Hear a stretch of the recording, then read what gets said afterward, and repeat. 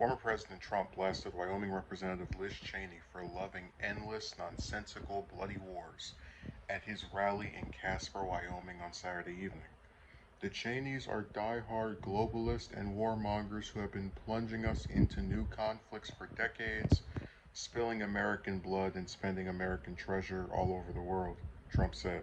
That's why Liz Cheney voted no on bringing our troops back from home from Syria, where they didn't even want to have us. He added, referencing Cheney's break with Trump over his decision to withdraw U.S. troops from Syria in 2019 ahead of a planned Turkish incursion. By the way, I supported that decision, which she called a catastrophic mistake for at the time.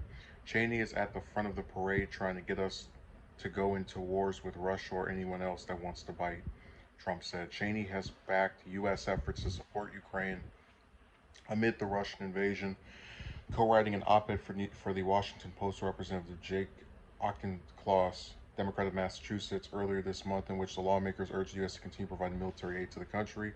In contrast, Trump criticized lawmakers in recent weeks for voting to provide $40 billion in military aid for Ukraine, while American parents are struggling to even feed their children amid an ongoing national baby formula shortage. Trump's remarks at the rally followed a speech from Cheney's primary challenger, Harriet Hageman, whom Trump has endorsed and stumped for at the event.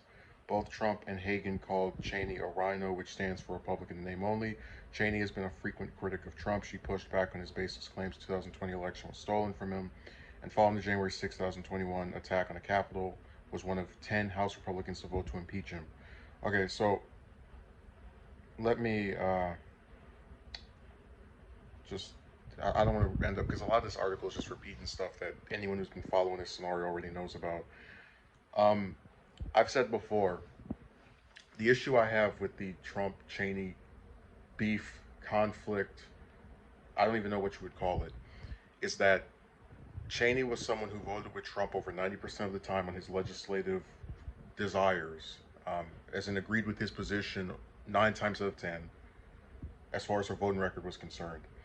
And before trying to vote for him to get impeached, a couple of days before he was going to get out of office anyway, so it wouldn't make that much of a difference, um, she very seldom criticized him, and he in turn very seldom criticized her, which is why a lot of, I guess the issue I've had with him is that anyone who was around can remember this, and it wasn't talked about in the news that much.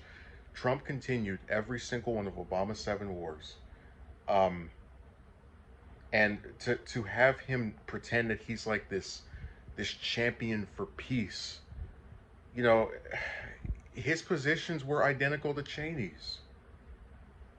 So I don't get where he gets to attack her as being, someone that loves these blood, and which is correct about her being a warmonger. Like that's never something I've obfuscated from.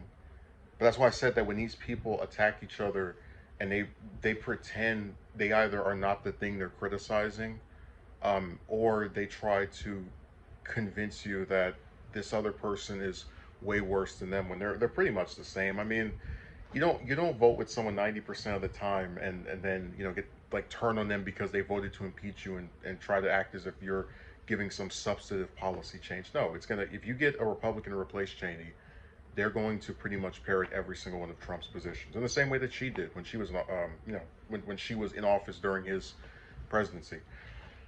Um, and the other part of this is that we've had polls that show that not that many Americans care about foreign policy. Even the ones that'll say, "Oh, it's bad that we're bombing here," they don't really care that much about it in compared to the economy and other topics. So while that might be something that would dissuade me if I was a Wyoming voter from backing Cheney, because a majority of voters don't really care that much for international issues or see it as being something that affects them, this probably is not going to be that effective in actually getting people to switch sides.